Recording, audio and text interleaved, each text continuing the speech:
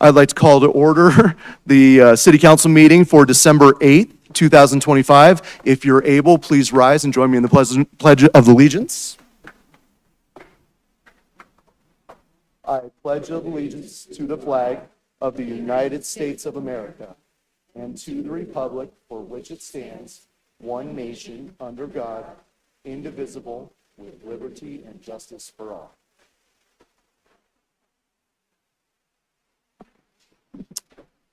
Madam Clerk, will you please take roll? Rachel Hulteen. Present. Dan Larson. Here. Kathleen Martell. Present. Scott Ohm. Here. Mike Okada. Here. Patrick Quinn. Here. Jenny Snell. Here. Mr. Mayor, you have a quorum. Thank you. In front of you, councilors, we have minutes from City Council meeting starting in August and going all the way till November 17th for both study sessions and for meetings. Do we have any changes to the minutes? Seeing none, we'll present those to the clerk. Thank you, and thank you to them for their hard work. Moving on to the agenda tonight. Do we have any changes to the agenda? Yes, Mr. Mayor. I move to move agenda item number 1, motion to make an appointment to fill the District 3 City Council vacancy to before proclamations, awards, and ceremonies. I'm sorry, can you repeat that? I didn't hear the last part of it. Absolutely. I move to move agenda item number 1, the motion to make an appointment to fill the District 3 City Council vacancy to before proclamations, awards, and ceremonies.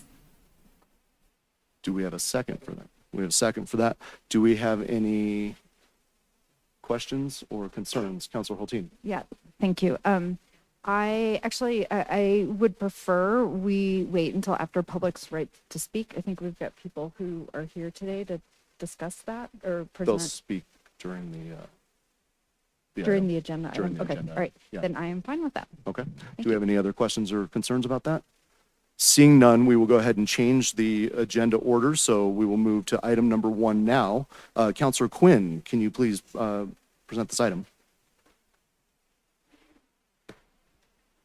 Yes, Mr. Mayor, and I'm sorry, I'm a little goofed up and a little late getting tuned up here. Motion to make appointment to fill District 3 City Council vacancy, term ending November 8th, 2027. Mr. Mayor, I move to... Hold on 1 second. Go ahead and read the issue statement. I'm in the wrong place, Mr. Mayor.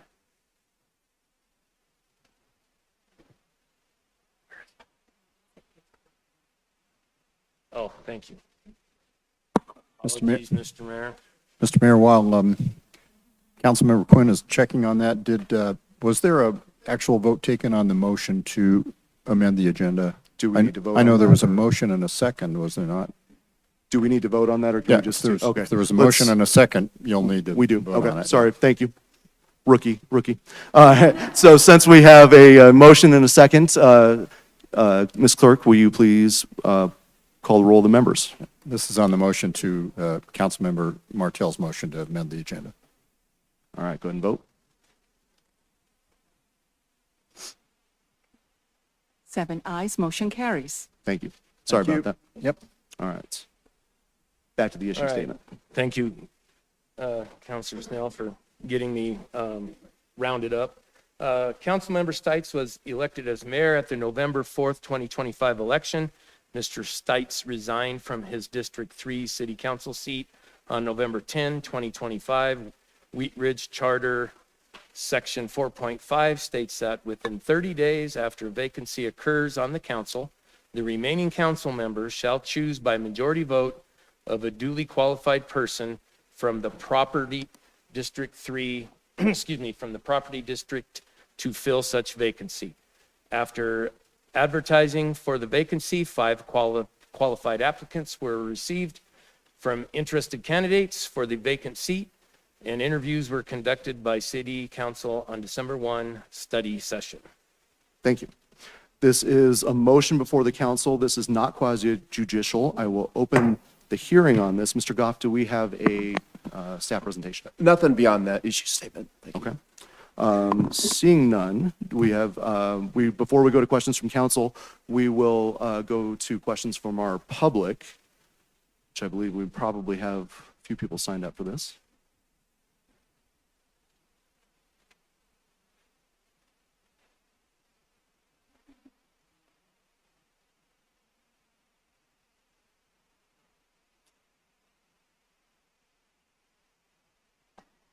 Thank you, Mr. Fowler. Okay. All right, we have a couple people signed up in chambers, so I will call you up and let you know who is also on deck. When I call you up, you'll have as much time as you like to address the council. Please come up to the podium. First up, we have Tracy Bogus. Thank you. Please spell your last name. Let us know whether you live or work in Wheat Ridge, and then you may address the issue. And Hello. Justin Slocum is on deck. My name is Tracy Bogus. My name is Tracy Bogus, spelling Boggus. And I am a registered voter and a resident of Wheat Ridge. And I'm just here tonight to support Justin Slocum. He was the only applicant that ran for the city council in District 3, and he received 42% of the votes over 1,300. And I'm just asking you to appoint Justin to the city council seat for District 3 and honor the voice of the voters. We want to be heard, respected, and represented. And I'm just concerned how we can move forward as a community and come together and progress forward if our voices aren't heard. So I would just appreciate it if you would appoint him to this seat. Thank you for your attention to this matter. Thank you. Thank you. Up next, we have Justin Slocum with Margaret Nelson on deck.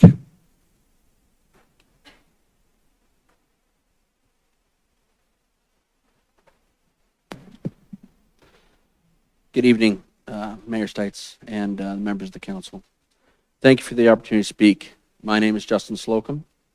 I'm here tonight regarding the appointment to the District 3 vacancy. First, I want to acknowledge the vacancy process outlined in the city charter. This procedure is not something created by an individual on this dais. It is the method chosen by the voters of Wheat Ridge, and I appreciate the transparent way you guys are carrying it out. I also want to thank every applicant who put their name forward. Anyone willing to serve this community deserves respect. District 3 just completed a full municipal election. Only 2 people stepped forward to run, Patrick Quinn and myself. Patrick earned the support of the voters, and I congratulate him again. When Corey Stites transitioned from representing District 3 into the role of mayor, that move created the vacancy we are discussing tonight.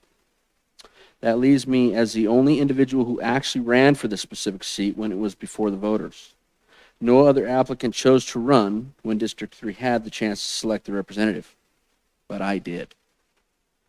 Let me be clear, I'm not here tonight claiming entitlement to this appointment. That's not what I'm here for. The charter places this responsibility entirely on the council, and I do respect that. However, I believe the most democratic, stabilizing, and transparent choice is to honor the intent of District 3 voters. I am the only remaining candidate who entered the election engaged residents, debated issues, filed campaign reports, knocked on doors, and earned votes. Over the last several days, I know that many of you have received calls, texts, and emails from District 3 residents and other district residents as well on my behalf. They have expressed they want their representative to be someone who generally stepped forward when the seat was open and someone they already know and trust from the campaign. Throughout the campaign, I made commitments to the people of District 3 to listen, to communicate openly, to bring practical solutions forward, and to represent their concerns with integrity. I remain fully committed to those promises, and I am genuinely excited to get to work. My residents have told me they want me to be their voice in this council, and I take that responsibility very seriously. By appointing someone who has already earned confidence of the voters and demonstrated readiness to serve, council would provide continuity and immediate preparedness, reflect the expectation that representation is earned through engagement, avoid any perception of improvised or disconnected selection, reinforce trust in both the charter and this council's commitment to fairness, If appointed, I would bring the same energy and respect I demonstrated throughout my campaign: open-minded discussion, constructive disagreement, and a genuine desire to help the residents of Wheat Ridge moving forward. I've already shown by running for the seat that I am prepared to serve District 3 on day one and to honor the commitments I made. For this reason, I respectfully urge council to appoint the only candidate who ran for the seat when District 3 voters were asked to choose the representative. Thank you for your time, your service, and your consideration. I appreciate it. Thank you. Up next, we have Margaret Nelson with Eeyore Figlis on deck.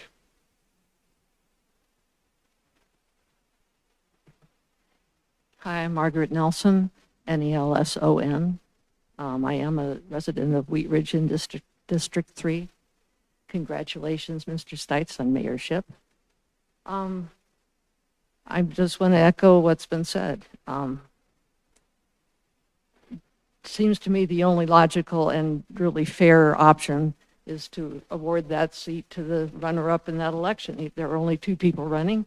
Mr. Slocum ran and garnered support and garnered votes, and I think it would be patently unfair, frankly, to just appoint someone else out of the blue who didn't bother to run, didn't make that effort, didn't go out and meet people and get support that way. So anyway, I just wanted to lend my support to Justin Slocum for that choice. Thank you.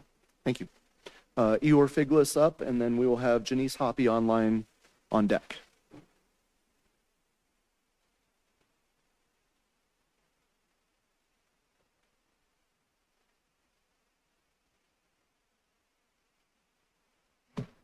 Good evening, fellow citizens. We have a unique situation here. Normally, this process is used to appoint someone whose seat has been vacated by accident. Patrick Fitzgerald passed away while he was in office. Somebody had to be appointed to fill his seat, and so forth.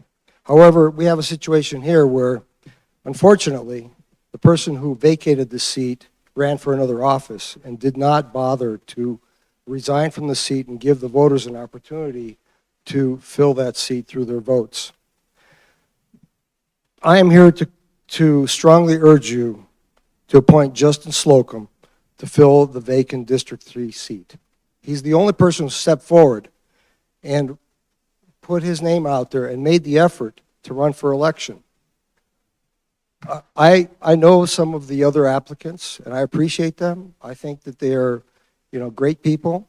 But frankly, when they talked to City Council a week ago, they spoke about their qualifications. They did not speak, not a single one of them in their presentation spoke about representing their constituents.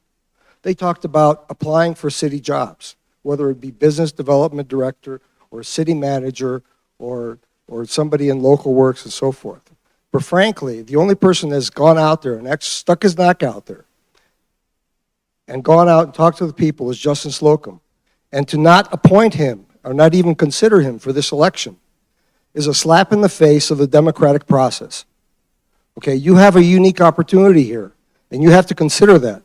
We are democracy, okay? And everybody, especially his opponent, should be aware of that. Justin Slocum is the person who actually ran, who actually went out and talked to people, and who actually wanted to be part of this council. And you should really consider that as a primary objective, not as a job application, but as a representative of the people. And I encourage the rest of the other applicants who applied for this position to come up and withdraw their application in favor of the person who actually ran for the office, and then go ahead and stand for election in the next election process. I encourage you to do that, because that is how our democracy is supposed to work. Thank you. Thank you. Seeing nobody else on our list, Janice Hoppy is, I believe, on Zoom. Can you hear me? Yes, we can hear you. Hi, Janice Hoppy, Hoppe, live, work, and play in District 1, Wheat Ridge. Just like to say thank you to Mayor and Council for this opportunity to speak on this topic. Unfortunately, I can't be in person, but I appreciate the opportunity to do it online. I'm here tonight not to talk about any of the individual people that have applied for District 3 open seat, but to talk about the process and how the process came about in 2015. The exact same scenario as we have here today, we had in 2015.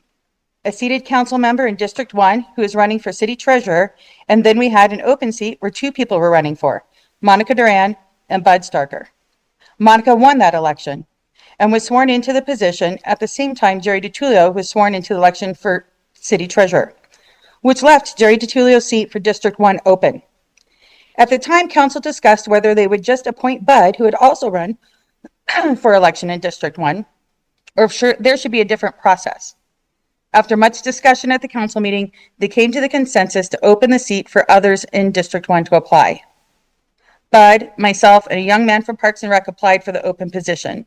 What was different this time was that we only had 3 minutes during public right to speak at 2 business meetings to present our cases on why we'd be a good counselor. And at the second one, I was appointed into that seat for District 1.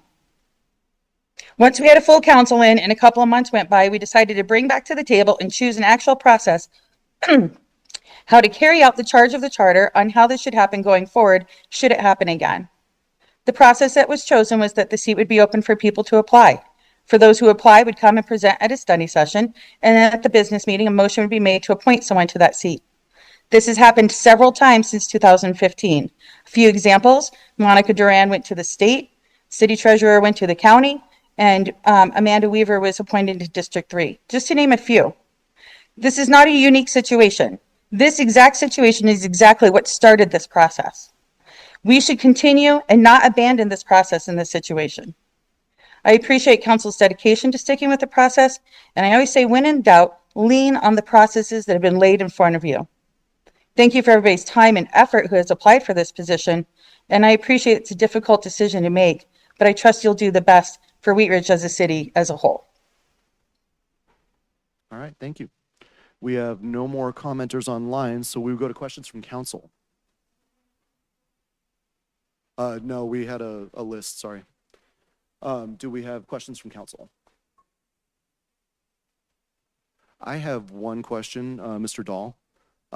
It's been kind of insinuated a couple times by a couple commenters over the last couple weeks that I could have resigned back in August or whenever I knew I was unopposed, which, remember, I did have an opponent until the deadline.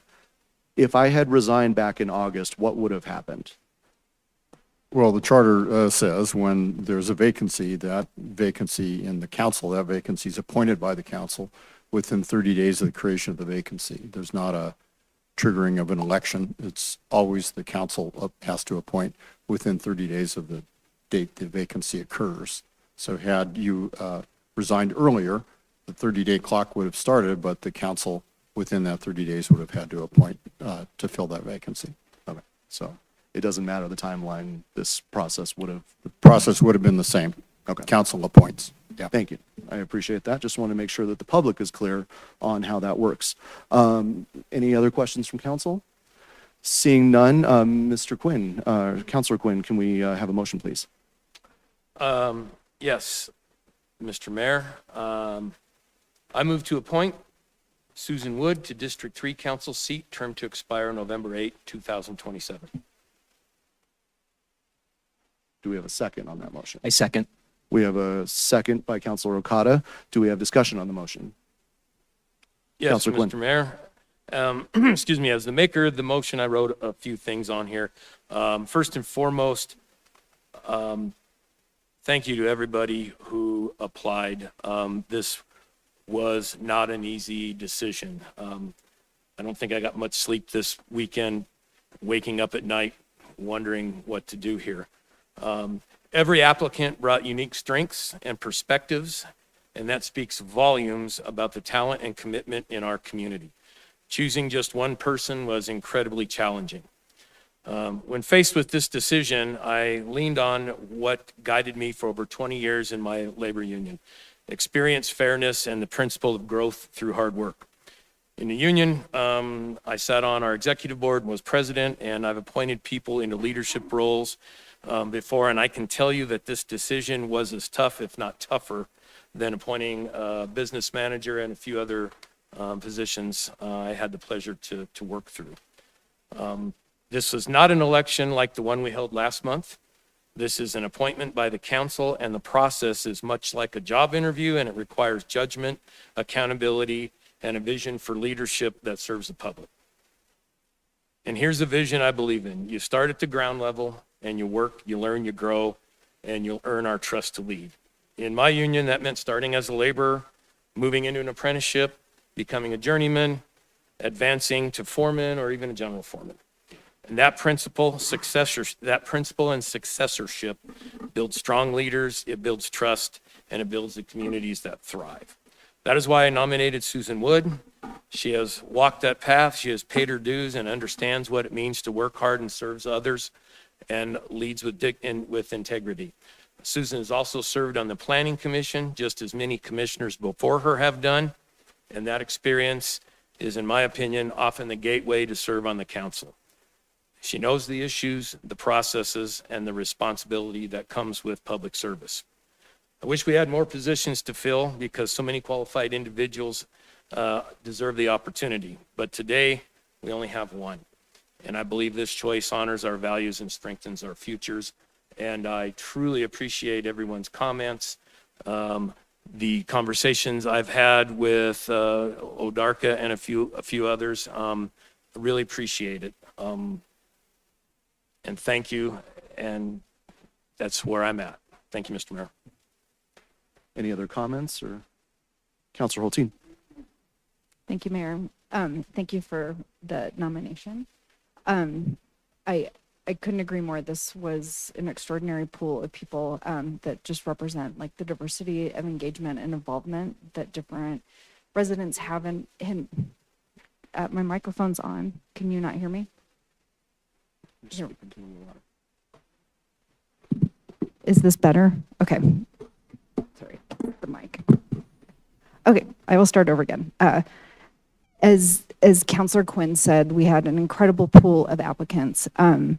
We were reminded through their applications and through the study session that there are a variety of ways to be involved in our community, a variety of perspectives that counselors bring, and different perspectives you bring when you're involved in our community in a variety of different ways. I too gave a lot of thought. I actually reread all the applications again this weekend, and this is not an election, it's appointment. It is an opportunity that we give per the charter and per the process that Ms. Hoppy described for us to pick who fills that vacant seat and who complements the work that we're doing here. And because of that, one of the things I took a look at is what are some things that are not represented up here. We've heard from Mr. Slocum and some of his supporters asking that, he would represent a perspective that's not necessarily seated on this council. A perspective that I have noticed is not up here for our voting council is we don't have any counselors that have young families at home. We are generally, I'm an empty nester. I think Scott has one child still at home. And we care a lot about families in our community. And for that reason, I would like to put forward a substitute motion nominating Simon for the position of the District 3 vacancy for consideration. I think Simon brings a couple of other perspectives around some of the fiscal policy he mentioned and some of his networking that he has through his role in the business community. Would be valuable contributions both to District 3 representation, but also to our perspectives up here in council. So I am putting forward a substitute motion for Simon, and if I have a second, we can discuss. We have a second by Councilor Ohm. So we will go to Mr. Dahl. Would you like to explain to the audience what we're doing here, and then we'll get back to it? Sure. Substitute motions come up rarely in front of the council, and so it's probably well for us to know exactly how those work. When there's a substitute motion, the maker of that motion is asking to substitute their motion for the main motion. In this particular case, Councilmember Quinn made the main motion. That got seconded, but then there is an opportunity for amendments or to motions, and in this case, substitute motions. So Councilmember Hulteen's substitute motion then gets voted on. If it fails, you go back to the main motion, which is Councilmember Quinn's motion. If Councilmember Hulteen's motion passes, you're not done, because all that has happened is that the passage of that motion has substituted a name for the name on the main motion. And then you vote then on the main motion as substituted with a different name. So in the event Councilmember Hulteen's motion passes, then you're still not done. There's a second vote. If it fails, you're back to the main motion. And unless there are other substitutes to that main motion, you vote on the main motion. Thank you, Mr. Dahl. Yep. So we will go to discussion on Counselor Hulteen's substitute motion for Simon McGowan. Counselor Ohm. Thank you, Mayor. As Councilmember Quinn has done a great job of explaining, this has been a tough decision. I've kind of looked at, both Susan Wood and Simon, both as really good candidates. I looked at all the candidates and I kind of thought through, like, what is everybody's strength? And what have they done for the community? What have they served on? This is not an easy decision. And, I can say that, thinking about that conversation too, about like, yes, the family is something to consider. And I looked at, who has a lot of experience. And I know that, Susan definitely has a lot of experience in planning, a really great fit. She's on the planning commission, and just trying to think about, like, what does District 3 want, and what does, a good fit to work with, Councilmember Quinn.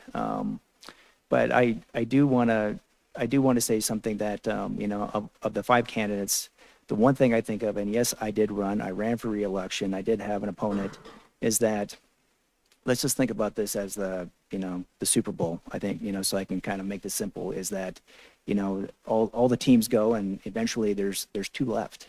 They're in the Super Bowl and they both were, great candidates, both played hard. And at the end, there's one that wins. And how would that team feel after they went, they won, they spent all that time, and being congratulated. And then the powers that be decided, like, you know what, we're going to have 2 NFL champions. What does that do to the one that won? If you want to think about, like, does that make the candidate, the Super Bowl winner, does that make them feel, maybe minimized? That, that they, and that's what I'm trying to think of is, I'm trying to put myself in everybody's shoes of how do they feel? And I can say that we had 5 candidates, and the 2 that I felt the strongest were definitely, without a question, Susan and Simon. Thank you. Thank you. Counselor Snell.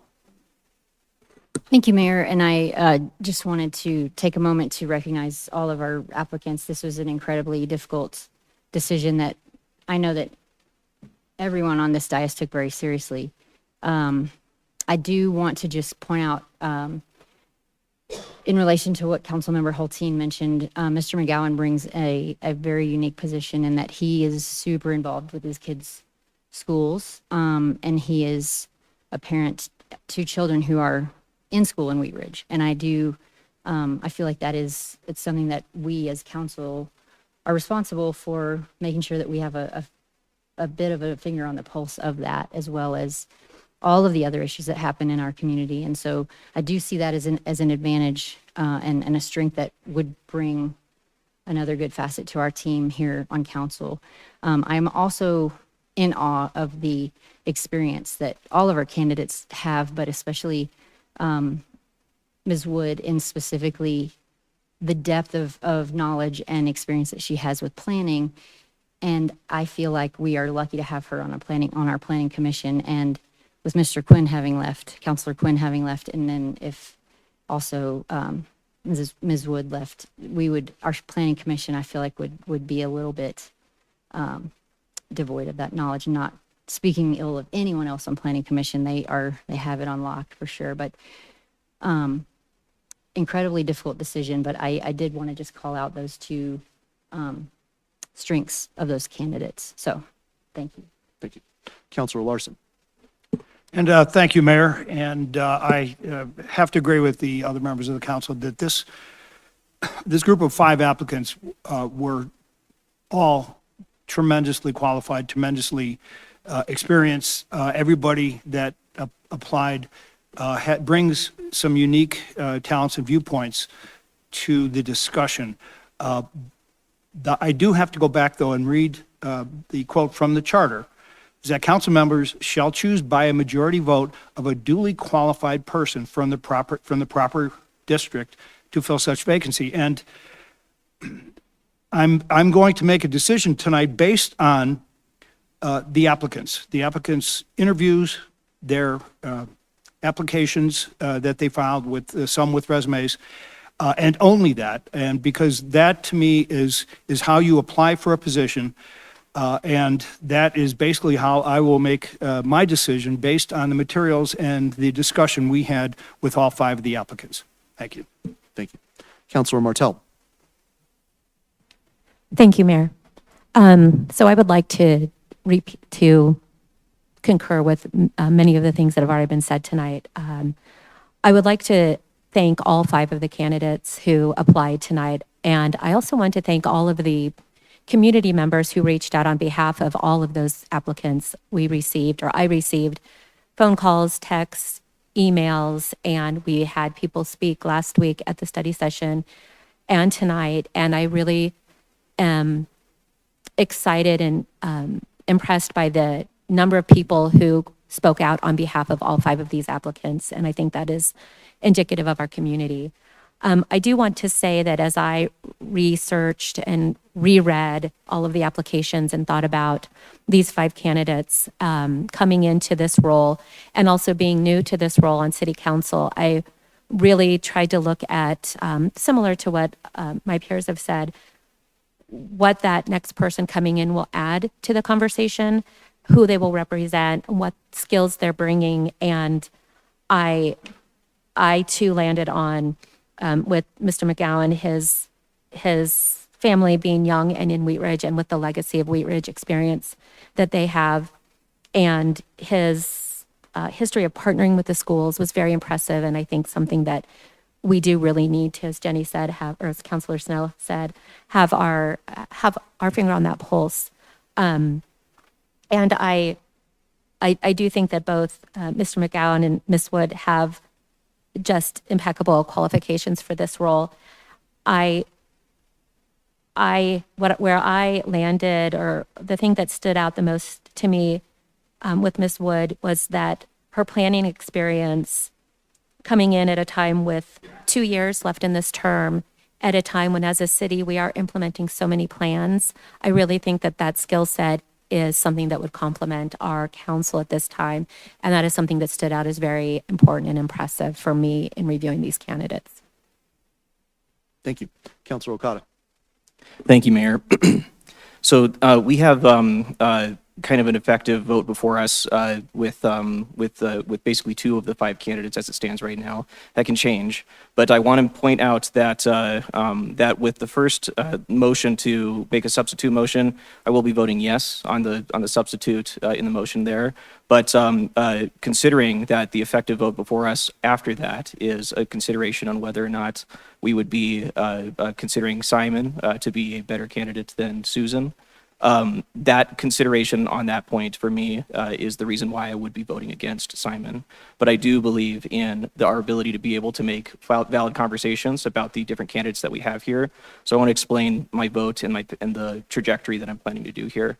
I am going to vote yes on the substitute motion, but the substitute motion itself, I will be voting no. Okay. Any other comments before we vote? All right, so we are voting on the substitute motion to substitute Simon McGowan for Susan Wood. Will the clerk please poll the council?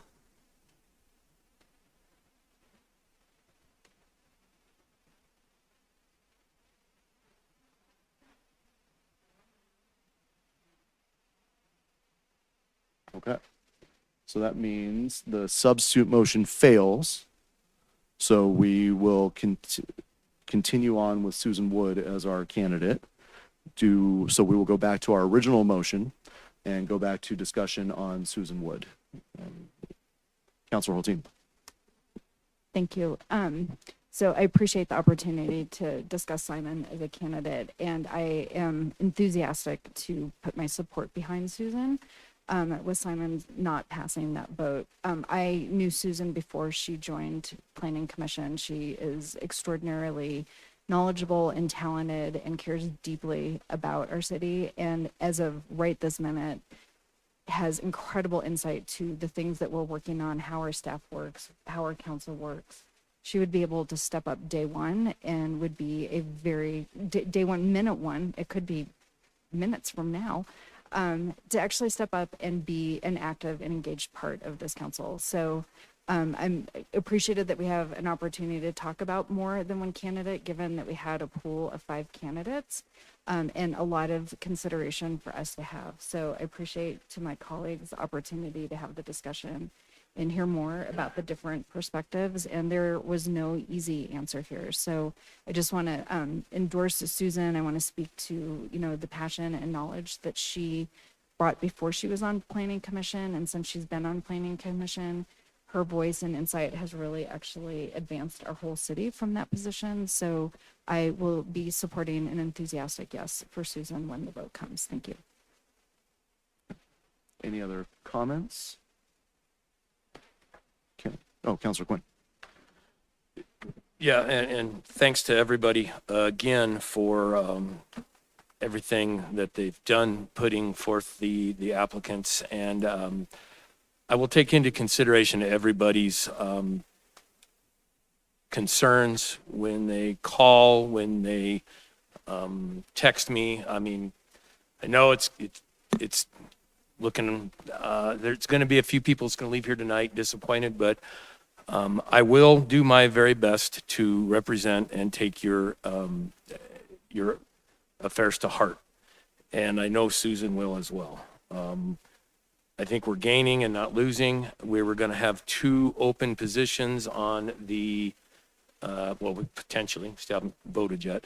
We have my position open on the Planning Commission, potentially 2.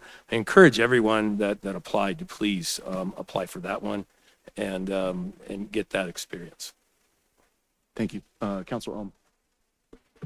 Thank you, Mayor. I do want to say that I'm looking for Susan right now, but okay. She has so much qualifications. I'm really honored, that she applied, and the thought of having an AICP certified, that's a fellow, I'm very humbled by that. I think we're really lucky to have someone with her qualifications apply for this position, and excited. So thank you to everybody that applied. There was a lot. I expected just a couple and a half, 5 candidates apply for that position. I was really happy about that many people turned out to apply for it. And so, but I'm really hopeful for Susan coming in tonight. Thank you. Thank you. Councilor Snell. Thank you, Mayor. And I'll also echo a few of my co-counselors on this. I am super impressed and in awe of Susan's experience. I'll be honored to serve with her. But I do also want to just acknowledge again the depth of knowledge and experience and community involvement and caring that everyone brought to their applications and to this process. And I'm grateful for that. I thank everyone and do encourage, as Councilor Quinn said, we will have openings on our Planning Commission. So please continue to be involved. Thank you. Any other comments before we vote? I will again echo what council said. Thank you to everybody who applied, and hopefully this has been a fair process for everybody. So without further ado, will the clerk please poll the council?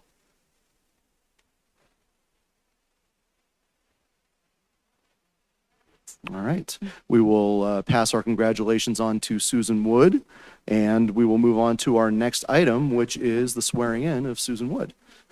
So if we can invite Susan Wood to come up to the podium with Judge Lucero.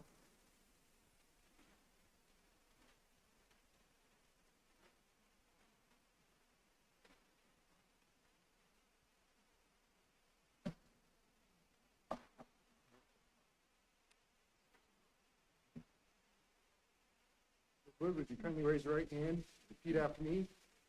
I, Susan Wood, I, Susan Wood, do solemnly swear do solemnly swear or affirm that I will support the Constitution or affirm that I will support the Constitution and laws of the United States and laws of the United States and of the state of Colorado and of the state of Colorado and the charter and ordinances of the city, and the charter and ordinances of the city, and will strive to be responsive to all citizens of the city, and will strive to be responsive to all citizens of the city, and will faithfully perform the duties of the office of council member, and will faithfully perform the duties of the office of council member, which I am about to enter.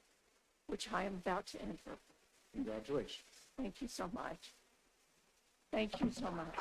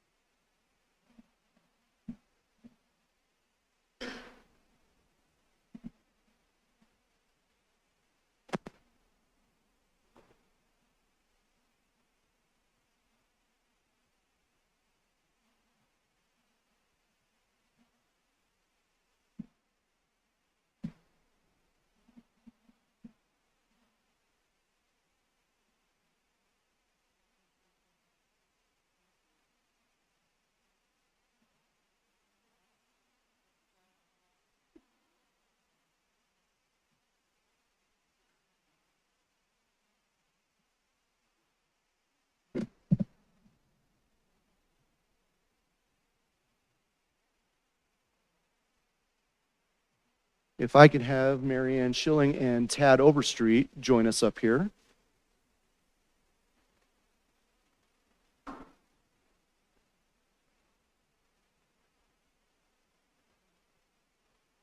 The mayor and city council of the city of Wheat Ridge would like to formally recognize and appreciate the participants of the 2025 Wheat Ridge 102 program, who all dedicated an immense portion of their time this fall creating two programs for the city of Wheat Ridge to address community needs.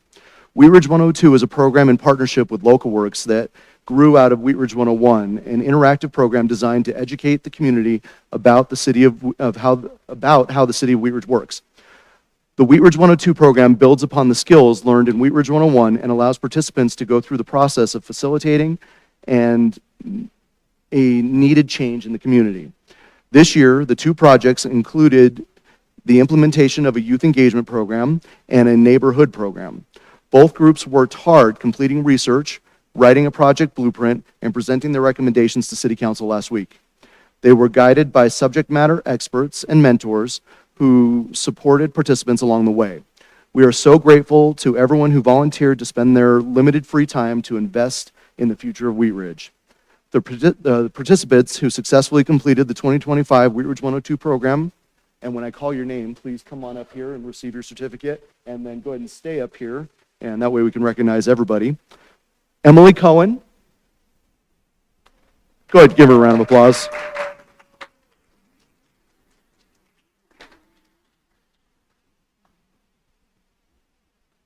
Katie Duncan.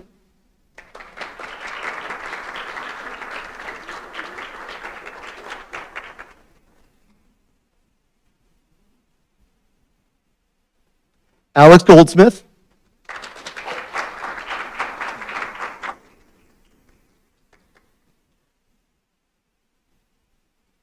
Roger Jones. Renee Schreiner.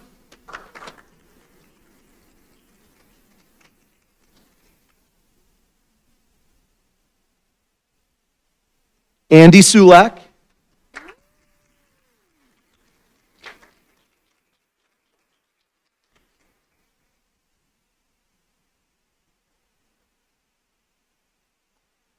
And Brianna Zafian.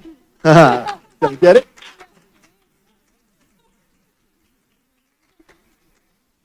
This job's not as easy as it looks. Yes, let's go in front of the council here. That way we can get everybody involved. Council, go ahead and stand up, and you guys.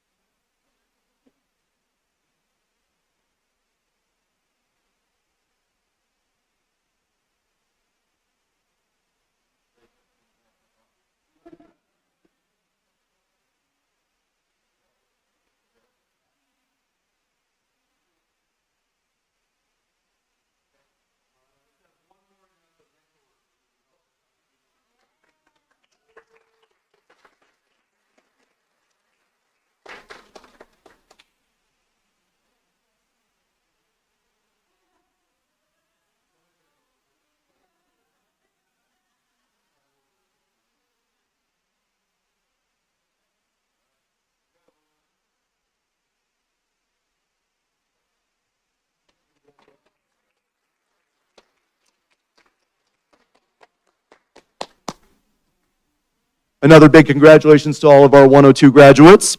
If I could have Chief Murtha join me up here, please.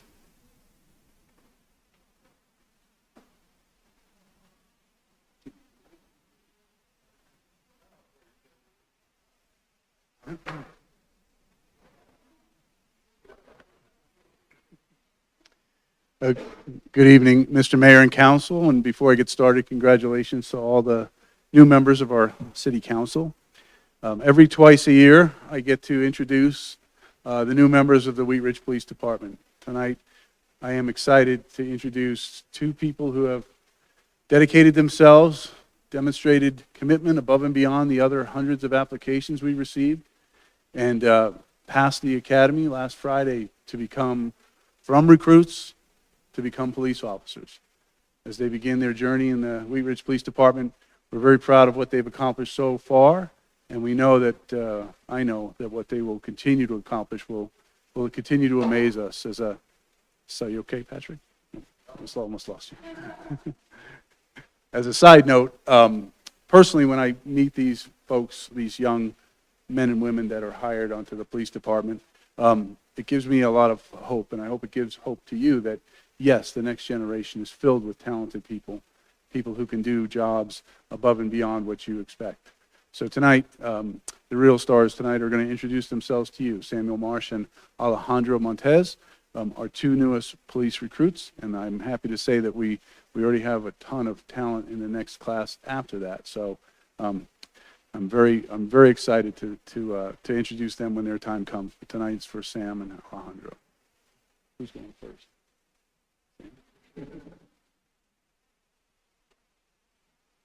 Awesome. So, gotta give me a little break. This is kind of out of my comfort zone, but I'm gonna try to do my best I can.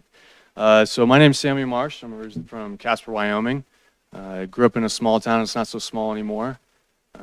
But growing up, I was always played outside. Was a pretty busy kid. Got into a little trouble when I was young, just like running around in the neighborhoods and such like that. But anyways. Just want to let you know a little bit about my life experience. You know, graduated in Wyoming, graduated college in Wyoming with a fire science degree, funny enough. But I realized that I didn't really want to spend the next 20 years in my hometown, so I decided to, you know, expand my horizon, experience life a little bit, live in a couple different states, which led me on many different adventures, which ultimately led me here into this beautiful state of Colorado. And then I kind of found my why of what I wanted to be. Initially, I wanted to be a first responder. I didn't know if I wanted to be a firefighter or if I wanted to be a police officer. So I did a couple ride-alongs with, you know, both. And ultimately, I found that being a police officer was going to be my life purpose. And so I just wanted to thank the department for giving me the chance, you know, to show what skills and abilities that I have. Not only for them, but for the city as well. And then I just want to recap, you know, my experience of the academy. The academy was an experience of a lifetime. It was hard, it was brutal, mentally and physically, but it showed me what I was capable of. It also reinstated my love for this department and for the city. For example, Wheat Ridge is small, but it's also very mighty. One of my favorite things to do during the academy was to read the watch updates each supervisor would send out each night. And in these emails, it would state small details about the kinds of calls that police officers would go and respond to. And some of these calls were small, and others were very complex with many moving parts. But all in all, when I reflect upon these emails, it would remind me of what Wheat Ridge Police and the city would do for the community members. For example, the relationship-based policing that the police officers go out and do every day to create relationships with everyone out there who lives in this beautiful city, and not only the people that live here, but the people that come through here as well. And then I just want to shed light on what great work that the council members and the city does for all the communities that live here, all the renovations, all the buildings, just to create a great environment for the people that live in the city. And then lastly, I just want to say that this department is more involved with the community than any other department I have interacted with thus far. Officers go out every day to make a positive experience for the people that live in the city. Do their jobs with strong ethics, morals, and safety practices. Furthermore, it's not every day you meet a department that is more involved with its officers' lives and actually caring for their officers' families and well-beings, as well as city and the council. Every interaction I have with anyone in this building has been very enjoyable, giving me confidence that I made the right choice. Moving forward, I promise to do my job with honor, integrity, respect, and dedication, living the oath that I vowed to commit to. Thank you all for this opportunity, and I will strive to make the city proud of its decision to choose me as one of its officers.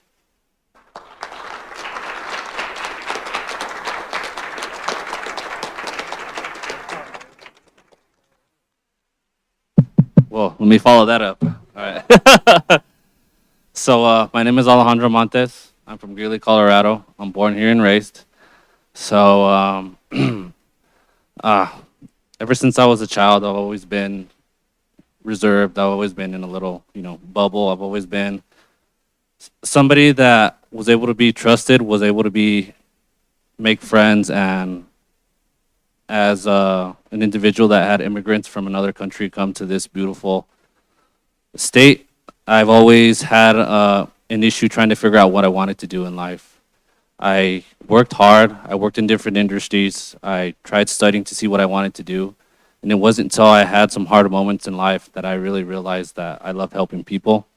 I love being there for people, and I love striving to work hard on myself. It's not always one day where somebody gets the opportunity to better themselves and get a chance to really improve in their life. That is my motto these days, and I'm just extremely proud and thankful for this city to give me the chance to be here, to give me the chance to go to this amazing academy, and the chance to just do as best as I can. I strive for perfection and to be a better person every single day. This town has given me so many good experiences, and the people here just love their town. I'm from Greeley, so Greeley is also a little tight-knit community, but the transition here to Wheat Ridge has been amazing. This place has such its own unique identity. It's close to Denver, but not far away. We're close to the mountains, but not too far. We have so much history here, and I'm just proud to be here. Yeah.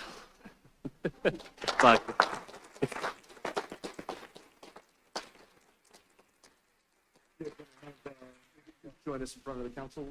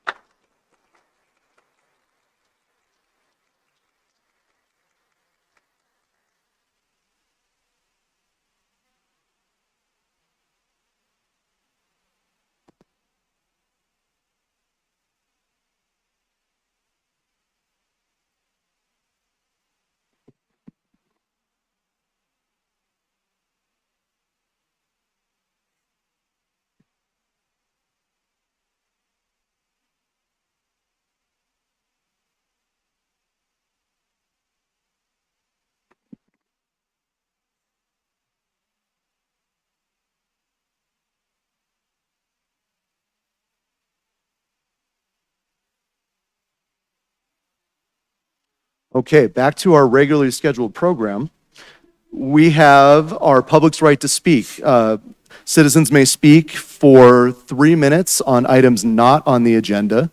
When I call your name, please come up to the podium. The city clerk has lights up in front here. When the light is green, you may speak freely. When it gets to the yellow light, you have about 30 seconds to start wrapping up. And when it turns red, please wrap up your comments, and we'll move to the next person.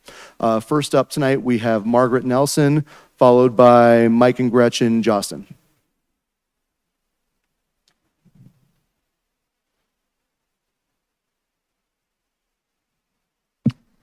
Margaret Nelson again, citizen of Wheat Ridge. I just wanted to plead with you, the intersection at 38th and Kipling, I would hope, is notorious for being very dangerous. I mean, there are accidents after accidents after accidents. There seems to be no real reason for it. There's no lack of visibility. The lights function just fine, but it's a very dangerous place. And so I'm pleading with y'all to at least put red light cameras, or if nothing else there, in all four directions because people just are lawless. They're lawless. They see no reason why should I have to stop there. I'm got my speed up. I'm not going to stop. And you know, I'm just tired of having to, you know, wait and dodge red light runners. You know, and also if council wants to raise some money, anytime there's a backup along Kipling to the south, which is pretty frequent, you know, people turn at 35th and then zoom down Johnson Street and, you know, to try to get ahead of everybody. And so, you know, just putting a little speed trap there every now and then would help put an end to that, I would think, and maybe bring in some money to help pay for all the cops who have to attend to all of these accidents at the intersection. Thanks. Thank you, Ms. Nelson. We have Mike and Gretchen Jostin, followed by Jan Fancinelli.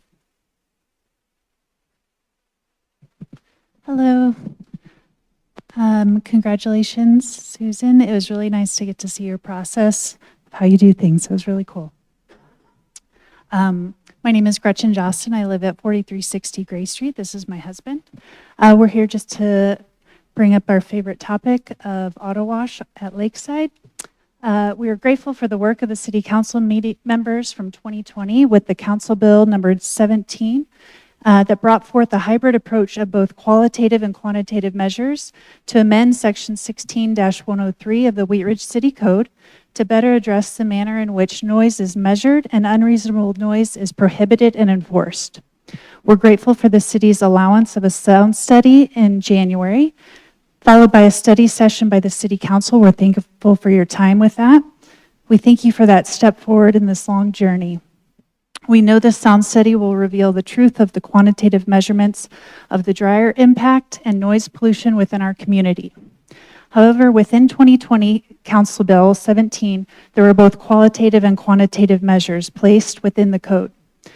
We have presented since March the ways in which auto wash is in violation of the qualitative measures placed within the code. Yet those have continued to go without repercussions since their secret reopening on October 31st. Our neighborhood has been as patient as we can, but when the scales seem to be unfairly weighted against us in both time and impact, we must stand for the law and what Wheat Ridge City Council fought to implement so diligently in 2020. If we're not implementing these codes upon this corporation that has been in violation since opening in February, what kind of example are we setting for the community in our capacity to implement the laws that stand up for the rights and boundaries of our citizens? We as the longstanding neighbors and residents of this community have given and been patient throughout the year of auto wash's non-compliant operations. They have displayed time and again their MO for operating. We'll do whatever we want until we're told we have to change. They came in operating at full service 24 hours a day with both bay doors open, no sound barrier built as instructed in their planning documents, removing their do not enter signs on the Gray Street exit, conducting deceptive sound studies, and opening without informing the city or gaining approval to reopen. We are grateful they finally closed the bay doors in November. Thank you for that. But even operating in this manner, they are non-compliant, and we ask for this situation to quickly come to a close. We ask that auto wash be cited with 2 citations of non-compliance of Section 16-103 of the Wheat Ridge City Code, Section 1, unreasonable noise, disturbing the peace, and subsection B, Section 1 and 3, unlawful noise, residential and commercial properties. We find the only solution to be operational restriction, as they cannot come into compliance with their current dryer functionality. Please consider this path, as they are still able to operate with their basic package offerings without dryers. The owner, Dennis, has informed me that as I witnessed him removing the do not enter signs, they're planning to possibly get different dryers in the spring, and we can't wait that long. It's not our responsibility to endure the impact of a non-compliant business. Thank you for your time. Thank you. Up next, we have Jan Fancinelli and Chris Neitzold on deck. Good evening and congratulations to the new council members and mayor. I am Janice Fasinelli. I have a small consulting veterinary practice at 4355 Gray Street. And even with the changes that have happened so far, I must tell you that during every examination of an animal coming in, my clients and the animals and myself are disturbed by the sounds coming through the windows. So I run out to the fence with my decibel reader, and it might be at 65, 66, which I think for me is, let's see, restricted commercial is still at 70. So if I measure it inside the house, yes, it's in compliance. But can you imagine every 5 minutes the sound of a roar coming through your window? And you've had a very peaceful place to work for almost 30 years now. So to me, it seems like a simple solution was just not do the dryers. The dryers are the problem. So my second issue, I'm confused by, since we've started working with everyone for the last 6 months, we were told that they have a special use permit, and don't worry, if they don't come in compliance, we won't renew the special use permit because they have to renew it every year. But we were just told this last month that they have a permanent special use permit. It doesn't have to be renewed. So it seems to me the only option is they have to be in compliance, and they are not. I think that's it. Thank you. Thank you. Chris Neitzold.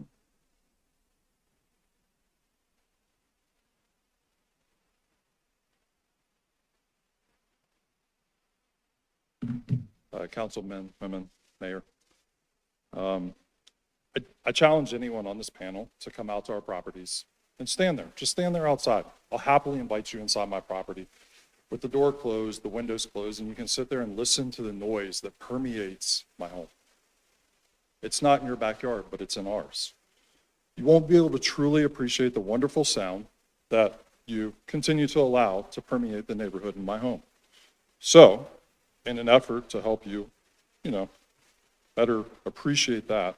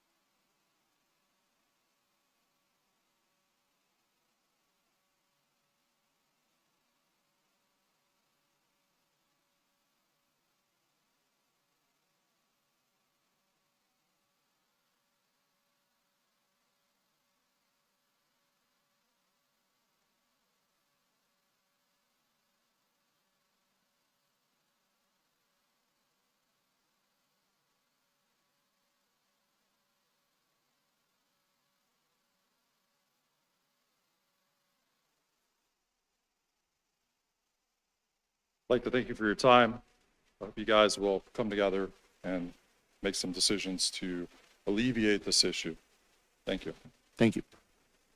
We have nobody else signed to speak. Clerk, do we have anybody signed up online? No. Okay, thank you. We will go to agenda item number 2. Oh, yes. Go ahead. Yep. Could I ask a question, Steph? Go ahead. Thank you.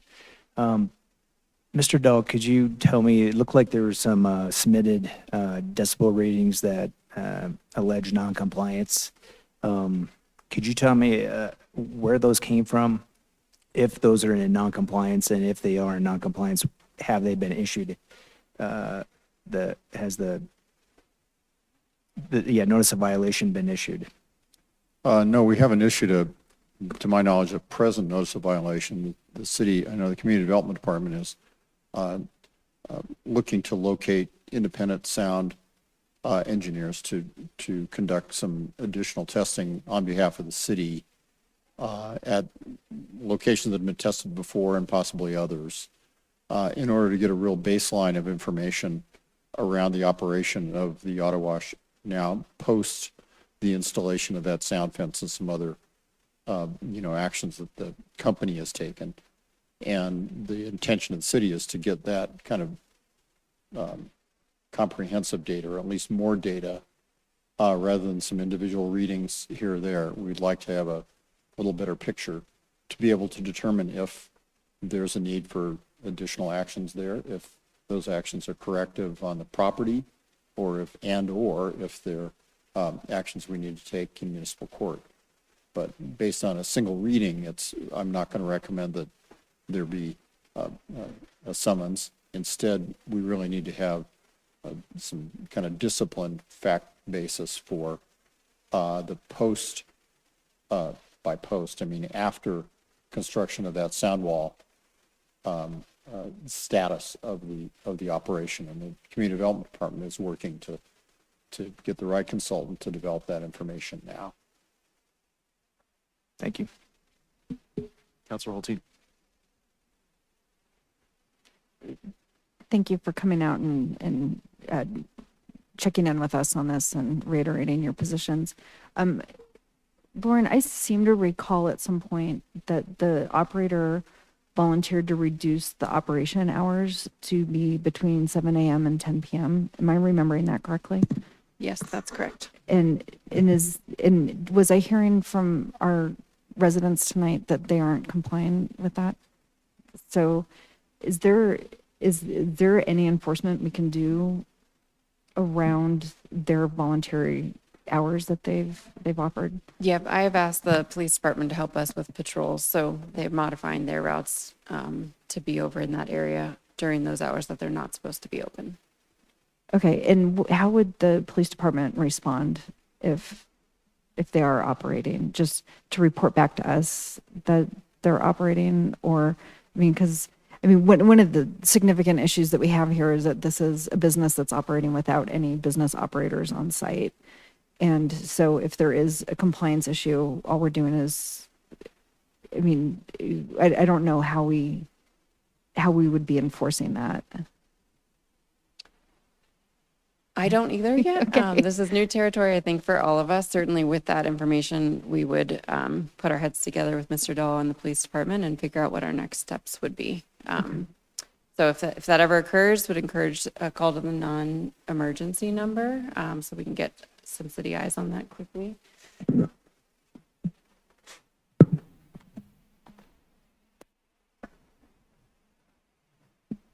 Hi, I'm going to jump in here if that's okay, but Thank you. from the police perspective, generally, we would, if we were going to do an enforcement action, in the moment, it would be based on the decibel readings.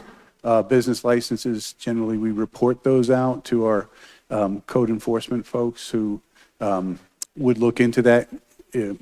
Obviously, while the situation is disturbing, we would probably proceed at a little slower pace to bring that back and make sure that if we were going to do something around the business license, we worked in tandem with Lauren and her team, and as well as our code compliance officers. So it really, our enforcement is not so much on whether they're open during hours or not. That's not a police function. Okay. The function would really be through the licensing part of it, and that's where the leverage would be. Okay. I mean, are we in a position to reach out to the operators and ask them to confirm that their intention is to keep to those hours? And ask how they're doing, like what they're doing to enforce it? I just am wondering if there's any pressure we can put on around at least the hour enforcement that they volunteered themselves. Yes, we can certainly add that to our messaging. I am in touch with them every week, every other week to just confirm what changes they've made. The shutting of the doors, for example, I'm asking them if that's a new protocol, if that's a consistent protocol. That's not something that they had communicated to us, but certainly something that we've all collectively observed in the last couple of weeks. So I can include that in my next message to them as well in terms of confirming hours of operation. The last message that they gave to us in that regard was that they had modified the software. It was previously a manual function to disable operations after 10. They'd indicated that the software was now, you wouldn't be able to process payment after 10. So I'd like to follow up on that as well. Okay, I appreciate that. Thank you. Councilor Quinn? I just want you all to know, before election, I was out there. It was kind of a cold, icky day, so there wasn't a whole lot of action going on, but I get it. Thank you. All right, moving on to agenda item number 2. Before we do that, Mr. Dahl, do you have something to interject? Yes, if I might, you have a number of new council members, and there's, of course, Councilmember Wood is brand new tonight, and I wanted to give you and Councilmember Wood some assurance on these, sort of what she's able to do on those agenda items. And the short answer, and there's a longer one, the short answer is not only is she able to vote on these matters, but is required to. The charter is really clear. It says if you're sitting up there, you are required to vote unless there is a conflict of interest. It's not going to be true for any of the remaining items on the agenda. Or if it's a quasi-judicial matter where she hasn't been prepared or hasn't seen the materials. That isn't true either tonight. These are generally administrative matters, approving resolutions and some other things. And the charter is really clear that council members must vote. I know that it is likely of concern to her that, well, she just got the packet. I just gave her my copy, and she hasn't seen those materials. And nevertheless, the charter says you must vote. But my assurance to her and to you is that, of course, there's a staff report that is given orally. There are shorter staff materials, a short staff memo, which those of you that haven't gotten around to reading everything will be reading at your desks or at your places. I know that happens. That happens in all elected bodies, and it's not expected that you have read every page every single time. You rely to some extent on staff. You rely on comments that you're hearing from the other council members as it's being discussed. And by the time it finally does get to a motion, I assure you that, and I assure Councilmember Wood, that you're in a position to be able to vote reasonably in a reasonably informed way. There is not a door number 3, which is recusal and stepping down from an item because you feel less prepared. That isn't true under our charter. You must vote unless, as I said earlier, you have a conflict of interest or it's quasi-judicial zoning matter that you haven't prepared on. So that's all in aid of saying not only should she vote, but she must, and as you all must, and you do your best to be as informed as possible. I'm certain, especially with the agenda tonight, that these are matters that it's kind of a quick study, and Councilmember Wood, you'll be able to form an opinion and decide how you vote, listen to the other council members, listen to the staff, but then you make up your own mind and you vote. Thank you very much. Thank you, Mr. Dahl. So we will go to item number 2, and Councilor Snell, will you please introduce this item? Yes, thank you, Mayor. This is a motion to adopt the 2026 City Council meeting calendar. At issue, the calendar of the City Council meetings is adopted by a motion of the City Council annually. Adopting the meeting calendar for the year is more efficient and enables the mayor, council, and staff to schedule other events and travel in advance. The council will be able to amend the calendar by motion throughout the year if necessary. Would you like me to read the Yes, closures? please go ahead. Copy that. The following city council meetings that conflict with observed city holidays or other known events during the year are recommended for cancellation. The study session, January 19th, 2026, that's Martin Luther King Jr. Day. Study session, February 16th, 2026, President's Day. Regular city council meeting, May 25th, 2026, Memorial Day. Study session, September 7th, 2026, Labor Day. Regular city council meeting, October 12th, 2026, Indigenous Peoples' Day. And regular city council meeting, December 28th, 2026, Christmas holiday. Thank you, Councilor Snell. This is a motion before the council. This is not quasi-judicial. I will open the public hearing, and Mr. Goff, do we have any staff reports? Nothing beyond the issue statement. Happy to answer any questions. Okay. Normally, we would go to questions from the public. We have nobody signed up to speak, so I will go to questions of council. Councilor Hulteen. Based on our current attendance for NLC, are we going to have a quorum for that meeting? We're not. That item will come back separately at a future meeting for a council person. Okay, all right, thank you. Any other questions from council? Seeing none, I will close the public hearing and ask for a motion. I move to adopt the 2026 City Council meeting calendar as presented. I have a second, or a motion from Councilor Snell and a second from Councilor Martell. Do we have any comments on the motion? Seeing none, will the clerk please poll the council? Thank you. 8 ayes, no nays, motion carries. All right. Moving on to item number 3. Counselor Holteen, will you please make the introduction? Yes, thank you. I would like to introduce item number 3 at issue, wait. Yep, no, okay, I'm good. In 2015, the Colorado Legislature passed HB 15-1348, amending the urban renewal statute requiring the expansion of board membership, among other things, upon the adoption of a new plan area or a substantial modification to an existing plan. City Council amended the Wheat Ridge Code of Laws on May 12, 2025 to comply with HB 15-1348. This motion will ratify the mayor's recommendations to appoint 3 new members to the urban renewal. And I believe, is it 4 new members? There's 3 and then a counselor. 3, okay, 3 and, okay, yep, okay. So, like I said, 3 new members to the urban renewal. Okay. This is a motion before the council. This is not quasi-judicial. I will open the public hearing, and Mr. Goff, do we have a presentation? Just a little bit more background on this, maybe. Our board currently has 7 members, and this law that was passed requires us to add 3 new members from outside the city, 1 from the county, 1 from the school district, and 1 from the other taxing districts within the urban renewal areas. Those positions have been appointed by those agencies. The law also allows us to add 3 additional city-appointed members, and that's what this action is this evening. Thank you. We would normally go to, again, questions from our public. We have nobody signed to speak. Do we have any questions from council? Councilor Larson. Thank you, Mayor. Patrick, can you tell us the names of the 3 non-city appointees? I knew somebody was going to ask that.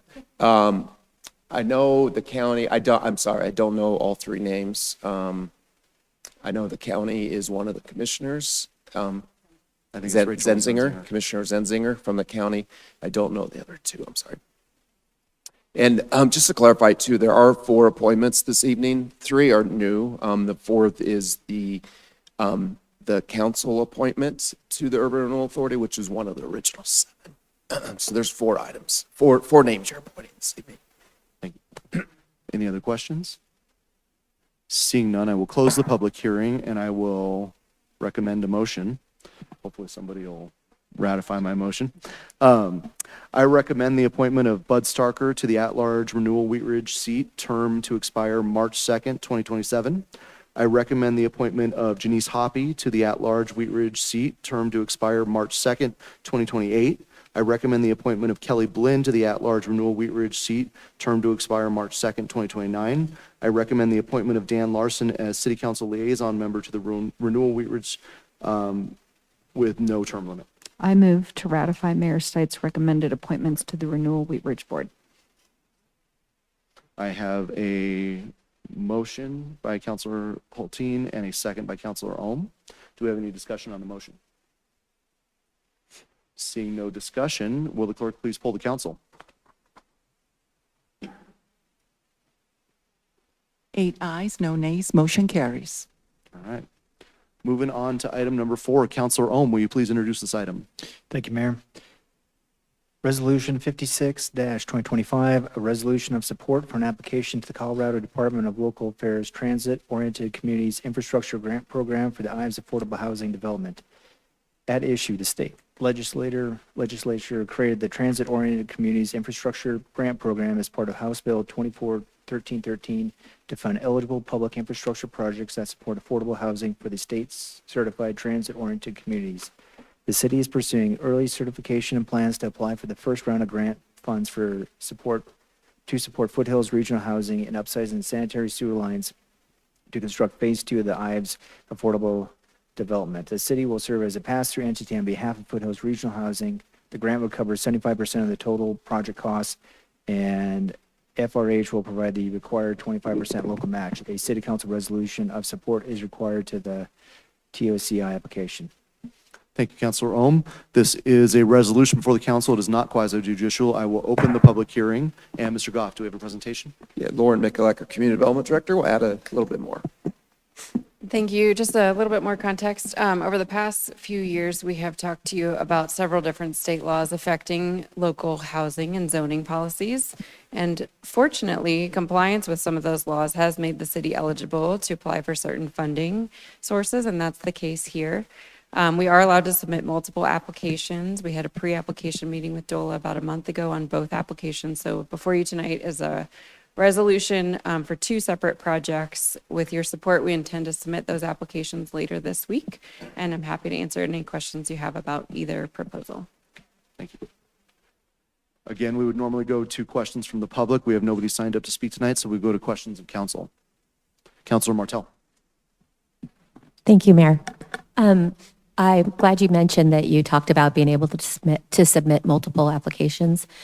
Will submitting multiple at the same time, around the same time, have any impact from one to the other? Like, would getting one prevent us from having as much hope of getting the second one? What DOLA's explained to us is that it wouldn't. We were not put in a position where we needed to prioritize one or the other. The reason that we submit both is because in this funding round, the construction schedules for both projects really aligns with this early funding round. If we waited for a future funding round, I don't think the timing of those funds would work for those construction schedules. And we're really on the early end of becoming certified through the TOC program, so we don't anticipate that this round will be quite as competitive as the future ones as other communities become certified in the future. Great, thank you. Any other, Councilor Quinn? Thanks, Mr. Mayor. Lauren, can you explain how that works? It says we're a pass-through, so we like front the money and then Foothills pays us back? That could be the situation, Oh. yes. So if we are awarded the funds, we'll be back in front of council for budget supplemental where the expense and the revenues would offset. Gotcha. We're not going to Wadsworth, are we? No, it's a segment on 48th Avenue, east of Wadsworth for the sewer, but any housing along Wadsworth would eventually get into that pipe because of the sanitation basin. Thank you. Any other questions from council? Seeing none, I will close the public hearing and ask for a motion. Councilor Ohm? Thank you, Mayor. I move to approve Resolution 56-2025, a resolution of support for an application to the Colorado Department of Local Affairs Transit-Oriented Communities Infrastructure Grant Program for the Ives Affordable Housing Development. Second. We have a motion by Councilor Ohm and a second by Councilor Snell. Do we have discussion on the motion? Councilor Holteen? Thank you. I just want to acknowledge, thank you to the city for being able to be a good partner with Foothills Regional Housing.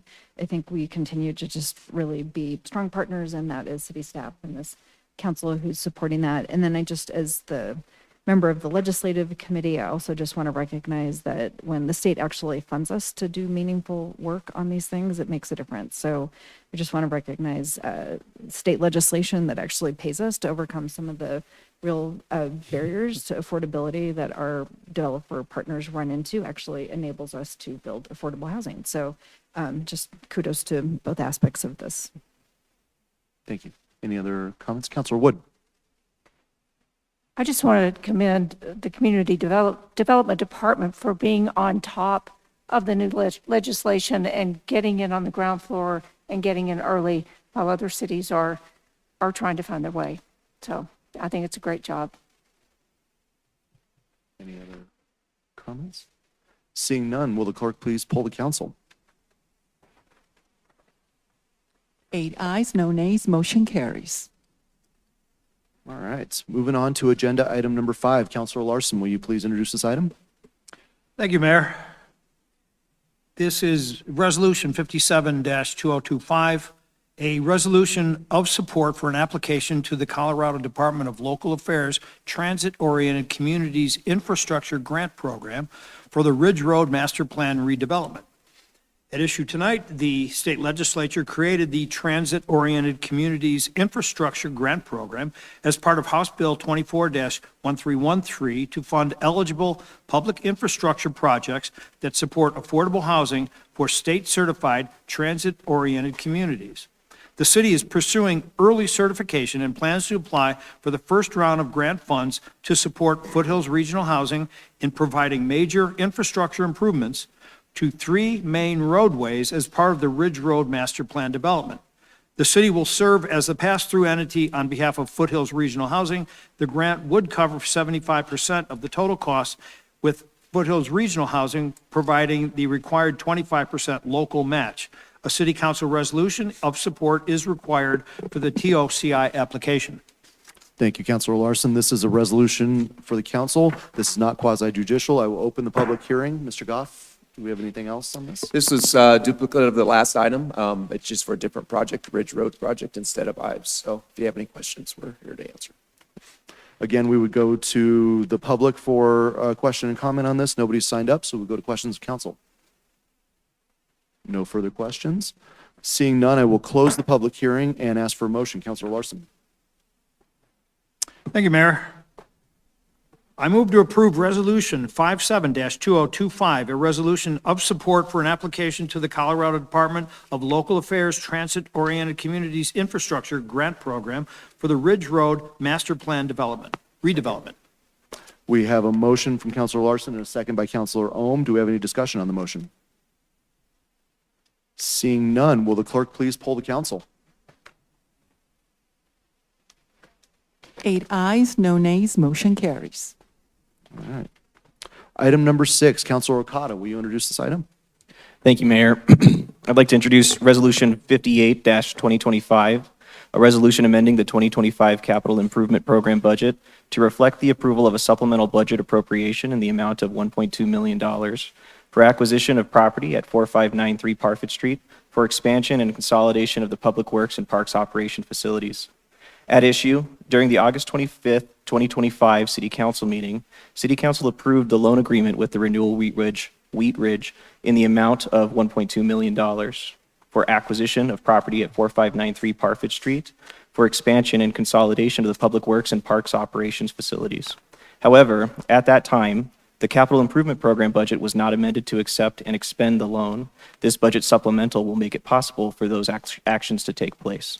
Thank you, Councilor Okada. This is a resolution for the council. It's not quasi-judicial. I will open the public hearing. And Mr. Goff, do we have a presentation? Yeah, just a simple cleanup here. As Mr. Okada read into the record, this property has already been purchased. And someday we will come back with some expansion plans. But as the action item mentioned, we did not amend the budget so we could actually spend it, and our auditors won't write us up for not doing proper accounting. So this is just a cleanup to amend the budget. Thank you, Mr. Goff. We would normally, again, go to public comment. We have nobody signed up to speak, so we'll go to questions from council. Seeing none, I will close the public hearing. That was better. And Councilor Okada, can I ask for a motion, please? I move to approve Resolution 58-2025, a resolution amending the 2025 Capital Improvement Program budget to reflect the approval of a supplemental budget appropriation in the amount of $1.2 million for acquisition of property at 4593 Parfit Street for expansion and consolidation of the Public Works and Parks operations facilities. I have a motion by Councilor Okada and a second by Councilor Hulteen. Do we have discussion on the motion? Seeing none, will the clerk please poll the council? 8 ayes, no nays, motion carries. Excellent. We will go back here to our next item on the agenda, City Manager's Matters. Thank you, Mayor. Our Deputy City Clerk has a quick item for council this evening. Honorina? Thank you, Mr. Goff. Thank you, Mr. Mayor and Council. I am respectfully, it is on. Yeah. Oh, can you hear me? Better. Okay, thank you. I really have to hold it. Thank you. I am respectfully requesting a small procedural change to support reliable public participation in our Zoom public comment process. Currently, the online sign up to virtually attend and participate in meetings closes at 6 p.m. and the meeting begins at 6:30 p.m. That leaves only 30 minutes to extract a Zoom list, verify speakers, format it, and deliver it to the mayor. In that short window, any technical issue, such as Zoom delays, export problems, connectivity, or printer trouble, can delay the start of the meeting or compromise accuracy. I am respectfully asking council to consider moving the sign-up deadline to 5 p.m. This would create a 90-minute buffer, giving staff time to troubleshoot, verify, and ensure the mayor has a complete list before the meeting begins. This change does not restrict access in any way. Sign-up opens when the agenda is posted on the city's website and Wheat Ridge Speaks on the Thursday before the meeting. With the agenda posted before noon on Thursday, citizens have more than 100 hours, just over 4 full days, to sign up before the Monday 5 p.m. deadline. Moving the deadline simply ensures staff the time they need to prepare, while citizens still have ample time to participate. Many Colorado municipalities set deadlines hours in advance to ensure smooth operations. So, for example, Edgewater and Commerce City's cutoff is noontime. Aurora's is 1 p.m. and Denver's is 3 p.m. Therefore, I believe a 1-hour buffer is a modest adjustment that keeps Wheat Ridge in line with common practice while reducing operational risk. For these reasons, I respectfully request council's support for moving the Zoom public comment sign-up deadline to 5 p.m. so staff can reliably prepare and meetings can begin on time with an accurate list of speakers. And I thank you for consideration. Thank you, Deputy City Clerk. Thank you. Would we take a motion on that, or are we looking for a consensus on that? Just a consensus would be fine. Do we have a consensus to move that deadline to 5 p.m.? We do. Terrific. Oh, do we have we have some questions or comments? Go ahead. Yeah, thank you for bringing that up. I'm kind of shocked that it was 6 o'clock. I know that when I try to do some type of Zoom meeting, there's always issues. And if you're comfortable with 5, I'm fine with it. But I would have no issue if you want to bump it to 3 o'clock or 12, something. Thank you. To give you a little more time. I feel like 5 is still really kind of cutting it close. And so, That is up to council. okay, Thank you for that's that. just I my appreciate it. opinion. I feel like that's 5's still pretty close. Thank you. Any other questions or comments on that? Okay. Do we have a consensus for, take your time, Council. Consensus for 3 p.m. on the Monday before? Nope, more just, okay. I'd like us to move forward with trying 5, and if that's not enough time, I just think about people who might have the intention to come in person and for some reason realize that they're not going to be able to make it, and I'd like to give them the opportunity to opt into Zoom. And sometimes, like for people like me, that might become obvious at 4:30. So if you think 5 gives you the time to do that, then I'd prefer we start with that. And if that's not working, please bring it back to us. And because at the end of the day, it's got to work. So if it's not working, then I would be open to trying earlier. But I know that we're trying to find the balance of access to not. So but yeah, again, I would absolutely support going earlier if that time frame. But if that's the time frame you proposed coming in, then I would be open to supporting that. Thank you. I We can make appreciate your 5 work. support. Yeah.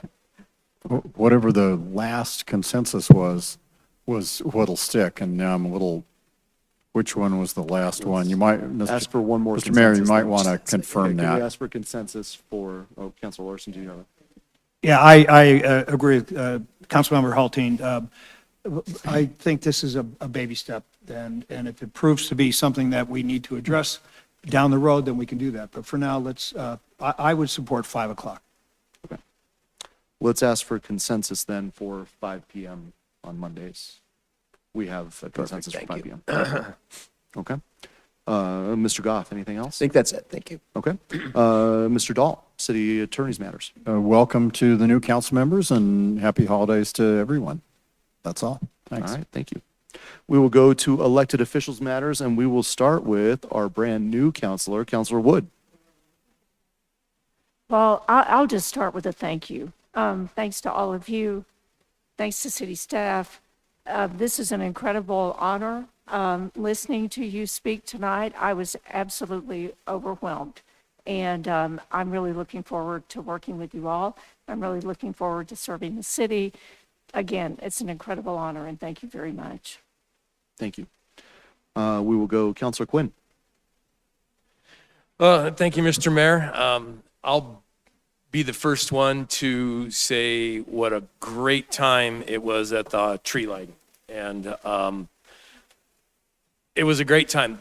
It shows me that the vision that somebody had to build that park is just amazing, and how it works. And a small plug for for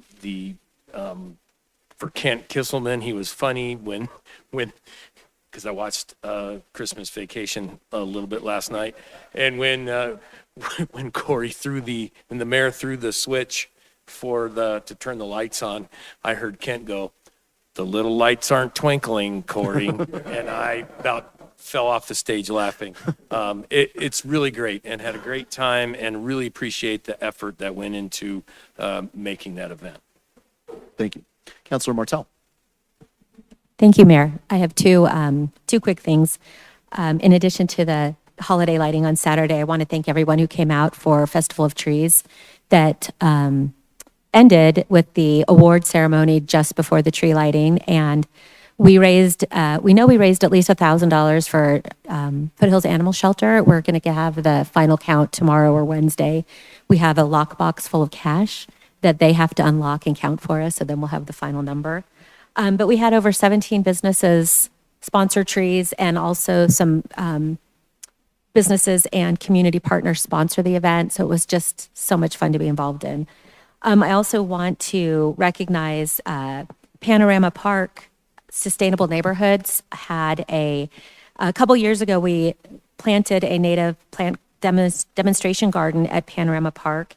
And just this last week, that demonstration garden was awarded a gold certified native plant garden by the Colorado Native Plant Society.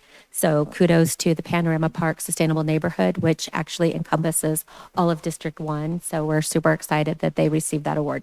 Thank you. Thank you. Councilor Snell. Thank you, Mayor. I would like to ask Councilor Martell if she could share the winners of the Festival of Trees, because I didn't hear them. Thank you. I would be happy to. Thank you, Councilor Snell. We had 3 awards. The first was for the business who sponsored the tree that raised the most money in the silent auction, and that was the new, I say it right, the meat shop on 38th, and they raised $160 on their tree. And then the second award was the Cha-Ching Champion, and that was for I'm sorry, I reversed those. The Cha-Ching Champion went to the new butcher shop, the meat shop on 38th, for the auction. And then we also had a People's Choice Award, and everyone who visited had 2 free tokens to vote on their favorite tree. And then people could buy additional tickets. And Salon Bellamisia, across the street from the Greens, won the People's Choice with 243 votes. And they also they purchased their own tree. So they came in with a cart and got it from the Wheat Ridge Center for Music and Arts and walked it down 38th Avenue to their location. So anybody out and about on Sunday morning probably saw a really sparkly blue Christmas tree walking down our main street. And then the third award was for the school who decorated a tree, and that went to Stevens Elementary School. Thank you, Councilor Snell. Thank you. That's exciting, and I really loved seeing the trees. That was a great, it's cool to be able to go and see those all week. So thank you, and thanks to all the volunteers and everyone who helped out with that. I think it was a huge success. I will talk about our holiday celebration, but first I want to go back in time a little bit more to last week when we had our ribbon cutting for new tennis and basketball courts at Panorama Park. We are so lucky to have those incredible courts, and I am happy to have been there, but just such a great turnout. Thanks to everyone who came out. Thanks to Parks and Rec for all of the hard work and for those amazing courts. And I hope that folks have been utilizing them right after we did the ribbon cutting. It snowed, but I know that there were people showing up to play tennis as we were leaving the ribbon cutting. So super, super excited about that. And on to Saturday, our holiday celebration. Thank you again to Parks and Rec and everyone. An amazing event. I also want to give special kudos to Councilor Okada for sticking it out for the entire time. The moment the event opened, he was there. And he was there until the very end. I wish I'd known I would have brought you a jacket. But kudos to you. Thank you very much. It was a great time, very festive weather. Super excited to have that, and one more reason why the green is just an amazing new park for us.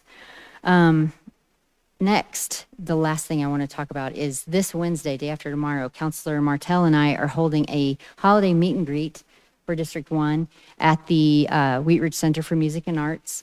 We're having, it's from 6 to 8. We're having a clothing drive, a food drive. So if anyone can bring any of those items, we will get those to organizations that are distributing those items. There will also be a soup dinner that will be for anyone who shows up. And it's just a time for folks to come and meet with us, get to know Kathleen. She's our newer counselor. And then just to kind of get on board with staying in touch with District 1, because for next year we've got some good fun plans for staying in touch. So those are my three things, and welcome, Counselor Wood. Thank you. Thank you, Counselor Snell. Let's go, Counselor Okada. Thank you, Mayor. The only thing that I wanted to really dive into a little bit during my moment here is the conversations and engagements that I've been able to that I've been lucky to have over the past week in regards to the appointment were very diverse. They were very deep. And I just wanted to say to everybody that I got a chance to talk to, thank you so much for the chance to go into those conversations. Many of them from 4, but many from beyond 4. So thank you very much. And I want to say congratulations, Susan. I'm happy to have you on the board here, or in the council here. But I also want to acknowledge, maybe too late, but I want to acknowledge the other applicants who put their name in the hat. 5 applicants for 1 vacancy is quite a lot, and a lot of talent and a lot of specialty in that space too. So very happy with the engagement that we had tonight, and that's it for me. Thank you. Thank you. Counselor Larson. Thank you, Mayor. And I was among the crowds, and it really was a tremendous crowd at the tree lighting ceremony. My wife and I did have an opportunity to do some shopping along 38th. We don't get down there enough. I was cold, so next year I'm going to layer up. The other thing is that I would like to just really quickly, one more sort of honor of former Mayor Bud Starker. The Chamber of Commerce had a lunch last week at the rec center, and we got an opportunity to hear the mayor kind of review the 8 years, and prior to that, his years on council, and some of the things that were the tremendous accomplishments that and really big things that have happened in Wheat Ridge over the past 10 or so years. And it was one more opportunity to tell the mayor that we really respect him, and that we really appreciate his years of service. It was a really nice send-off. Thanks. Thank you. Counselor Ulm. Thank you, Mayor. First thing I want to say is a big thank you to all the staff for the Christmas tree lighting. We're really lucky to have a really beautiful park right in the city. And one idea that I hope might happen someday is some type of winter market at the green. I think there's a lot of potential to have something like that. People love coming out. I'd be really curious to see, I thought there was a really good turnout. I suspect that some people, because of patterns, it's been under construction, that I'm hoping there's going to be a lot more next year. And I'm curious to see if we have any stats or ideas of how did that help with the businesses? Did the businesses feel a little bit of an uptick? I know that, when I walked by Little Brazil, they seem to be pretty busy. And so I'm hoping that this really, truly is a catalyst, and just really want to see that park, vibrant and busy a lot. I think that's really good for everybody. I know during the daytime when I walk by it, the kids absolutely love the playgrounds. So there's a lot of energy out there, and to see the fire pit, that was really nice. I don't think I got to spend enough time with that fire pit the other night, but it's big enough. There's a lot of space for people to gather around that, and I'm really happy that we had all of our council out there, and I think that really means a lot, and looking forward to Councilmember Wood next year being out there joining us.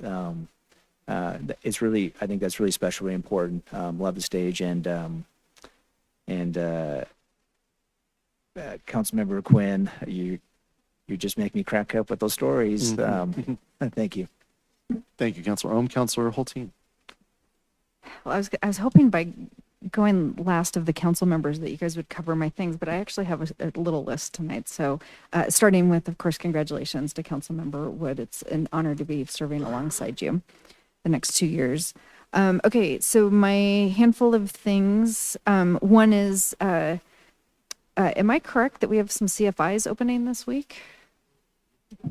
Sorry, thank you. Yeah. Yeah, we should have talked about that. We Yeah. do, tomorrow, actually, I believe, tomorrow morning. I think it starts at 6 a.m. They're going to be switching. At the 38th and Wadsworth. 38th, and then in a week, 16th, 44th and Watts, CFI will open as well. Our police department will be out there helping direct traffic, just in case people go the wrong way. So signage is up, though, so fingers crossed. Yes. Yeah, so I would say the opening of the green and the opening of the CFIs are some of the bigger things that are happening in our community this year. So I have driven CFIs. They are a little perplexing the first time, but safe and well signed and actually fairly intuitive when you do them. So I am going to be doing a pop quiz next week to see who has driven the CFI. I have been telling constituents if for the last several years you have been navigating nearly weekly traffic pattern changes, you will have no problem doing a one-time CFI orientation. So, but do be prepared. I'm sure we will be hearing from neighbors.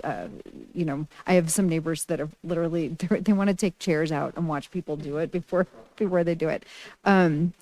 So another thing, just congratulations to the recruits. I love that that's something that comes to us, so we get to know them, and we continue to recruit high quality people to serve our city through the police department. We had a big snow this week. I don't think any of us were expecting as much snow as came down. And something that I bring up year over year is I recognize that the shoveling is a challenge with the plowing.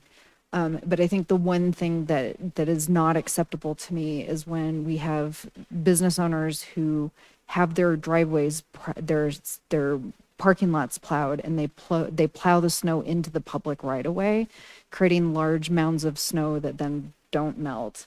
And so I would just ask the city to do some proactive enforcement. Driving down 44th, I saw about 6 businesses that actually the plowers had plowed into the sidewalk, and town center, they plowed their snow into the right of way, both in the street and the sidewalk. So that to me is not an acceptable practice. And I would hope that we would follow up when we see that in the city. I'll be brief. I attended the CML policy committee last week, and CML is looking at some street racing enforcement, and I offered up our model legislation here in the city as a resource for our legislators as they move forward. Representative Duran is looking to be one of the bill sponsors for that. And then lastly, so we have been grappling with this car wash for a while, and District 2 has not, we've had our fair share of sound issues. And in talking to Councilor Ohm, we really feel like within our special use permit, there are a couple of businesses that are more susceptible to being problematic from noise. And so Councilmember Ohm and I would like to get consensus to have a study session to look at special use permit businesses that might be particularly problematic around noise and sound issues for us to reevaluate them for eligibility for special use permit. So is that something that we could have support to revisit as a council? Seeing plenty of hands, so we can get that on a future study session. Okay, and then to go alongside that, as I mentioned earlier, we have a handful of types of businesses in our city that operate 24/7 without a person on site, including car washes. So I would also like, and we can kind of bundle these, but to look at restricting businesses that don't have on-site operators to not be operating outside of, they have to limit their operation between certain business hours. And I think it's a little trickier than we might think. I think it's going to take some looking at, because that could include things like ATMs.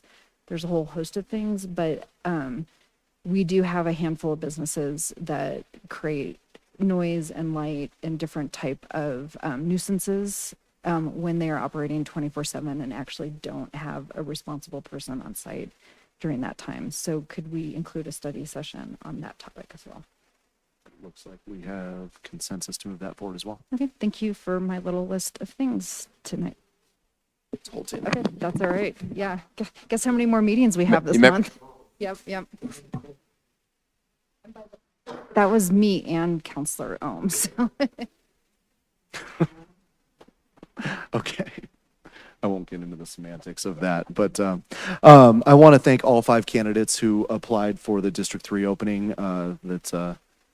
Well, I left. But we had very qualified candidates and obviously a lot of public interest in this. So I want to encourage all counselors and our new counselor, Counselor Wood, to make sure that you're listening to all of your constituents, no matter who they are, and giving them as much respect as you would give anybody else, and making sure that they have an opportunity to at least make their case and have their say. How you vote is how you vote, and you may or may not agree with that as a citizen, but that's the right of the elected counselors to make sure that they're making the best decisions because they're the ones elected to be here.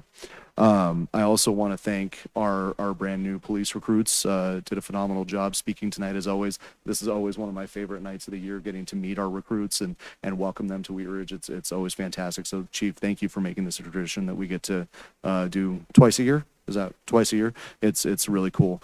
And then Wheat Ridge 102 graduation tonight. We sat through a couple really great presentations last week, youth engagement and mediation between neighbors, which again, as a counselor, you guys that are new will get to love maybe that program, because I think it's one way that we solve that without constantly interrupting the police's time and putting them in a position where they can't be successful. So Wheat Ridge 102 did a fantastic job, and I know we have some Wheat Ridge 101 and 102 graduates up here as well. So fantastic job to them and all their mentors and Local Works and Marianne's not here anymore, but Marianne Schilling for putting that program together, did a phenomenal job. Last week, I had the opportunity to attend a ribbon cutting at PNC Bank, which is just off of 38th and Kipling, brand new financial institution that's going to kind of anchor part of that corridor as we look to invest a ton of money into that 38th corridor going west. So we're excited to have PNC Bank here, and we got to meet those of us over there. Councilor Larson and I got a great picture with the ballerina from the Nutcracker, which is pretty cool. The panorama and tennis and basketball courts, Parks and Rec did a phenomenal job. I believe Architectura did the design on that. They did a fantastic job. And I'm excited to see how that helps that community. Panorama is a beautiful park as it is, and a great gathering spot for people for District 1 and all over the city. Last week, I was with Councilor Larson at the Chamber Lunch honoring Mayor Starker. Mayor Starker's been a great mentor to me over the last couple of months and did a phenomenal job through his years on council and as mayor. So it was great to get an opportunity to get up and speak a little bit about him, and hopefully I think got him a little frazzled there for a minute there. But he did a great job. And then he also joined me at the Metro Mayor's holiday celebration last week. And I appreciate him for introducing me to several of the mayors around the state that I haven't met yet, and some of the other people that are kind of big, some of our representatives and stuff like that. So I definitely appreciate him doing that as well. And we're excited to honor him tomorrow at the WRBA lunch, if you're available to do that. That's tomorrow, I believe, starting at 11 o'clock. The Wheat Ridge tree lighting was awesome. Parks and Rec, you guys did an amazing job. City Manager Goff and I were kind of joking this morning that it was kind of like being at one of the Hallmark movies. So you made the big city girl fall in love with the farmer and dump her banker boyfriend. So we'll keep working on that. But I think that second to none, the way our Parks and Rec department put that together. So thank you to Benny and Dominic and everybody else who was involved in putting that together. This Saturday, we have my first Coffee with the Mayor official. Will be at Stylus and Crate at 9 a.m. So everybody's invited to join us for that. As usual, Oh, that's right. Tomorrow night is Barstool Bingo. So Local Works is putting on their big Colorado Gives fundraiser tomorrow night. That is at Esther's, I believe. Esther's tomorrow night. What time does that start? Does anybody remember? 6 o'clock? 6 o'clock. Make sure you get there early, get your bingo cards, and watch some chickens online. It'll be a lot of fun.